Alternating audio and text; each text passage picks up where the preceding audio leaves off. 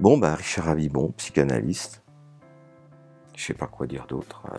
J'ai fait les universités, comme tout le monde, jusqu'au doctorat en psycho.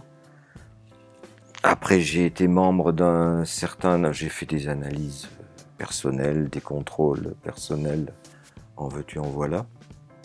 21 ans d'analyse avec 3 analystes différents. Je ne sais plus combien d'années de contrôle avec 3 contrôleurs différents au moins, plus les groupes de travail, d'analyse, de machin, etc. J'ai été membre de... J'hésite parce que j'ai été membre officiel payant sa cotisation dans 3 écoles différentes. Je passais de l'une à l'autre, pas en même temps. Mais en même temps, par contre, j'allais aussi dans d'autres écoles, écouter ce qui s'y disait, participer aux travaux. J'ai jamais été carré dans une école. C'est ce qui m'a donné une ouverture d'esprit, justement. Me rendre compte que ce qui se disait ici n'était pas forcément ce qui se disait là. Et pourquoi ce qui se disait là, ils auraient plus raison que ceux qui causaient là. Finalement, ça m'a donné une grande tolérance et donc une grande ouverture d'esprit qui fait qu'actuellement, je suis surtout en dehors des écoles.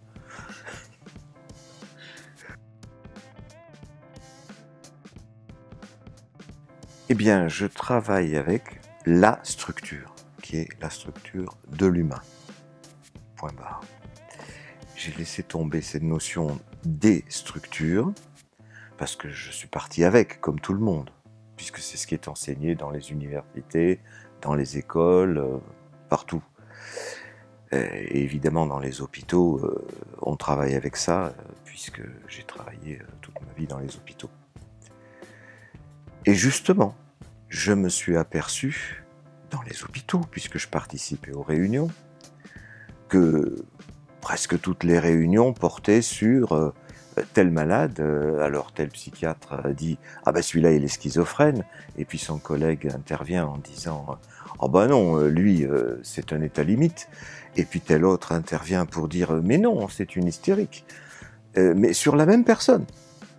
Et chacun fourbit ses arguments, et comme on est en bonne compagnie, à la fin de la réunion, on en reste là. Et de toute façon, c'est le médecin qui est en charge le patient en question qui a le pouvoir sur le traitement. Donc, il va donner des neuroleptiques parce que lui, il pense que c'est un psychotique, alors que son collègue pense que c'est une hystérique, par exemple, ou inversement. Et ça, je l'ai vu toute ma carrière. Donc, au début, je rentrais dans le jeu. C'est-à-dire, moi aussi, j'avais des arguments pour dire « Mais non, vous vous trompez, c'est un hystérique, c'est pas... Bon. » Et puis, j'ai beaucoup cherché, parce qu'il y avait tellement de cas où c'était impossible de se déterminer, bien qu'à la fin, il y ait quand même une détermination qui soit inscrite dans le dossier. Donc, un petit peu au bonheur la chance, il faut quand même le reconnaître. Oui, il y avait tellement de cas dans ce cas-là que j'ai cherché, je me suis beaucoup documenté, j'ai énormément lu. Et par exemple, à un moment, j'ai trouvé Malval, qui avait trouvé la super explication, la psychose hystérique. Puisqu'on ne sait pas entre psychose et hystérie, bien souvent, eh ben, il invente la psychose hystérique. Et il a plein d'arguments à l'appui. Hein. Pendant un moment, je l'ai suivi, j'ai lu tous les bouquins qu'il a sortis à une époque. Puis après, je me suis dit, pas plus ça qu'autre chose. Hein. Parce que derrière, il y a Jacques-Alain Miller qui nous sort sa psychose blanche. Alors, on peut être psychotique sans le savoir et sans qu'on s'en rende compte. Mais lui, parce qu'il est vachement plus clairvoyant que les autres, il s'aperçoit de la psychose chez vous que vous n'avez encore pas vue. Alors, ça aussi, c'est une façon de dire, il y a des gens qu'on aurait classés hystériques, obsessionnels, etc. Mais non, ce sont des psychotiques. Bon, et le combat continue. Je me suis beaucoup intéressé à l'autisme, puisque j'ai travaillé avec des autistes pendant une vingtaine d'années. Là aussi, je me suis énormément documenté. J'ai discuté avec énormément de collègues. J'ai participé à des colloques. Et dans les colloques, c'est infernal, mais... chacun a sa définition de l'autisme. Et vous racontez un cas, et Ça m'est arrivé avec ma contrôleuse à l'époque. Je raconte un cas, je raconte comment ce cas-là, qui ne parlait pas, s'est mis à parler. Elle me dit, oh ben c'est qu'il n'était pas autiste. Bon, ça sert à quoi, finalement, ces trucs? Donc j'ai fini par laisser tomber. J'ai fini par laisser tomber, d'autant que ma réflexion suivait un autre chemin tout à fait parallèle, mais qui se rencontre néanmoins. Je n'hésite devant aucun paradoxe. C'est celui de qu'est-ce que la psychanalyse. La psychanalyse, j'ai un jour compris, il m'a fallu plusieurs dizaines d'années pour le comprendre, bien qu'ayant lu tout Freud, tout Lacan et tout ce que vous voulez. C'est cette discipline qui a effectué une rupture épistémologique, selon le terme de Foucault. C'est-à-dire que on change vraiment de registre. On était dans la médecine, Freud était médecin, et il voulait guérir. Et il voulait faire son métier de médecin. Et il s'est aperçu qu'avec les maladies mentales, les dites maladies mentales, eh ben, on ne pouvait pas faire pareil. C'était pas la même chose. Parce qu'il y avait cette question qui commençait à venir au jour dans son œuvre, cette question du sujet et de la place subjective du sujet. C'est-à-dire qu'il est le premier à s'intéresser néanmoins scientifiquement à la psyché, mais en redonnant au sujet sa place. C'est-à-dire que ce n'est plus l'objet d'une réflexion, d'un diagnostic, d'un traitement. C'est un renversement. On met l'accent sur le sujet et non plus sur l'objet. En psychiatrie, le patient, d'ailleurs il s'appelle patient, c'est encore un objet. On va l'étudier, on l'écoute non pas pour écouter ce qu'il dit, mais pour reconnaître dans ce qu'il dit des choses que d'autres ont dit dans les livres pour pouvoir le mettre dans la bonne case. Parce que le psychiatre, il a toujours la grille entre lui et son patient, une grille qui, de l'autre côté, il y a le traitement médicamenteux, forcément. C'est pas autre chose. Alors parfois, il va ajouter, vous allez voir le psychologue aussi si vous voulez, d'accord, mais il a en tête d'abord le traitement médicamenteux.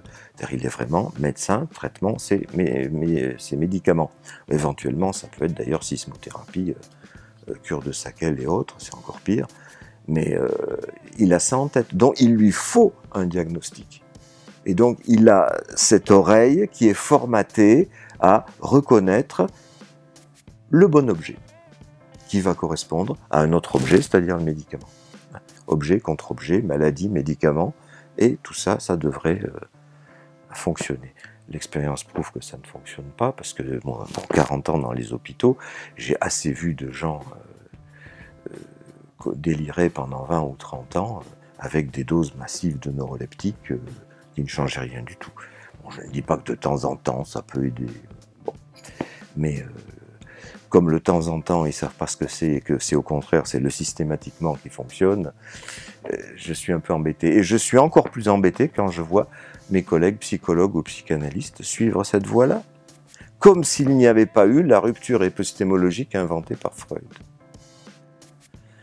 Parce que je pense que Freud a effectué cette rupture, non pas dans ses premiers textes de 1895, etc., c'est-à-dire c'est les textes sur l'hystérie et l'esquisse et tout ça, mais en 1900, avec la Traumdeutung, la science des rêves.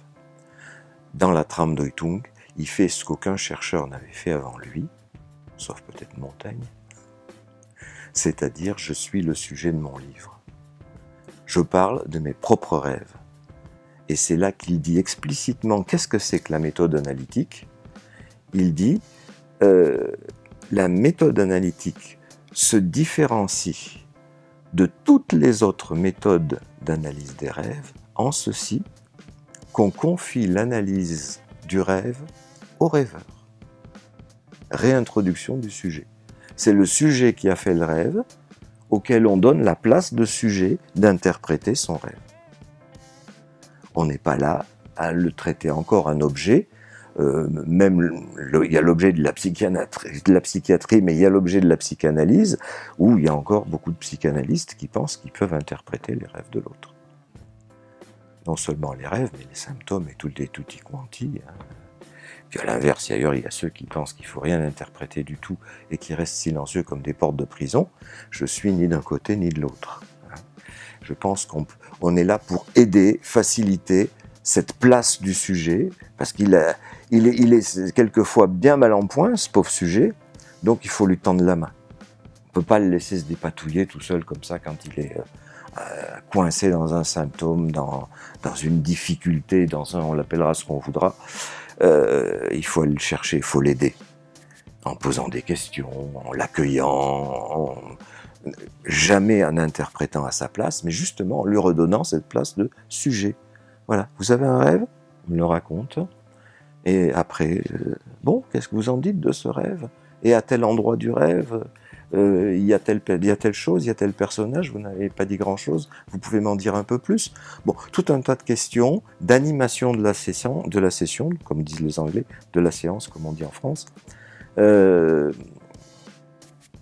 par lesquelles il va réussir à interpréter son rêve, réussir ou pas, mais en tout cas, il y a ce côté facilitant que je pense amener, et qui marche dans bien des cas quand même.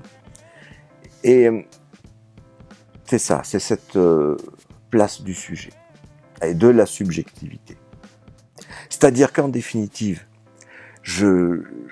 il m'arrive, quand je suis un peu énervé dans des discussions, de dire la psychose, ça n'existe pas. Enfin non, c'est surtout le psychotique qui n'existe pas.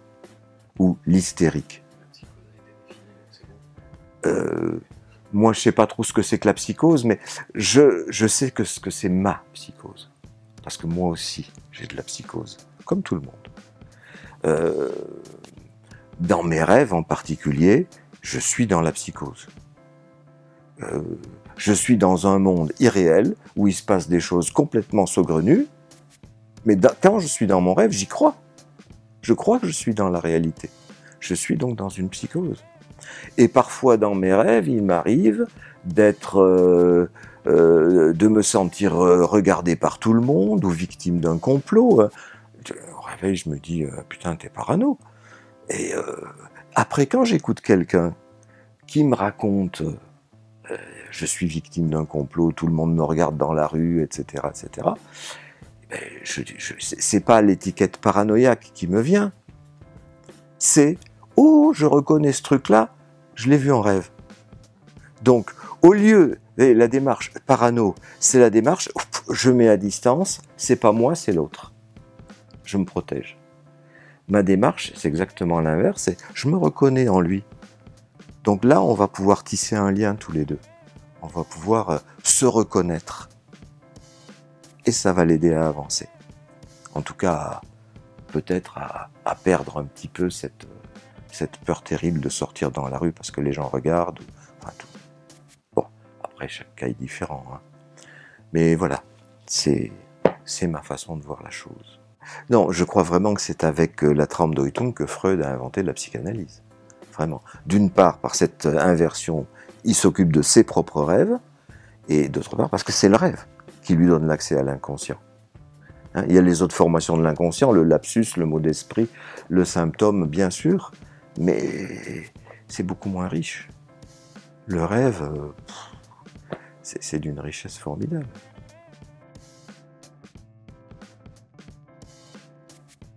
Et bien ça, justement, elle serait vraiment subversive si les psychanalystes prenaient vraiment à bras-le-corps cette question du sujet. C'est-à-dire s'ils arrêtaient de parler comme des psychiatres. Voilà, ils ne parlent pas tous comme des psychiatres, hein. Je ne vais pas me mettre non plus toute la corporation à dos, mais j'ai quitté je ne sais combien de groupes d'analyse de la pratique où j'étais avec des collègues dont chaque fois qu'ils allaient parler d'un cas, ils commençaient par eh ben, je travaille depuis quelques semaines avec un psychotique où j'ai rencontré hier un obsessionnel que d'emblée l'étiquette est posée. Alors après, bien sûr, on va s'intéresser à son histoire, à tout plein de choses comme ça, mais il reste l'objet du discours. C'est pas le sujet qui parle de lui-même. et deux, c'est sous étiquette. L'étiquette vient d'emblée. Qu'est-ce que vous entendez par le sujet du discours? L'objet du discours, ai-je dit. C'est-à-dire que le sujet qui parle en racontant la vie de quelqu'un d'autre, eh ben, il fait de ce quelqu'un d'autre l'objet de son discours. Alors que dans ces groupes d'analyse de la pratique, chaque fois que c'était à mon tour de parler, je parlais de moi. Ce qui était très mal vu. Mais je prenais en compte l'exemple de Freud, la Traumdeutung. Qu'est-ce qu'il fait? Il ne parle pas des rêves des autres. Alors si, de temps en temps, mais c'est rare. Il parle essentiellement de ses propres rêves. C'est ça la méthode analytique. Et c'est ça qui me permet d'être, disons, compétent vis-à-vis des sujets qui viennent me voir. Non pas parce que j'aurais parlé de leur histoire en fouillant jusqu'à la troisième génération avant eux, ou le moindre détail de leur vie, si je le raconte à mes collègues, c'est pas ça qui va faire avancer la question.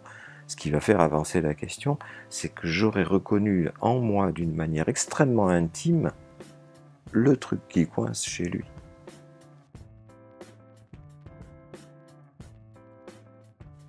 Ben, tout ce que je viens de dire.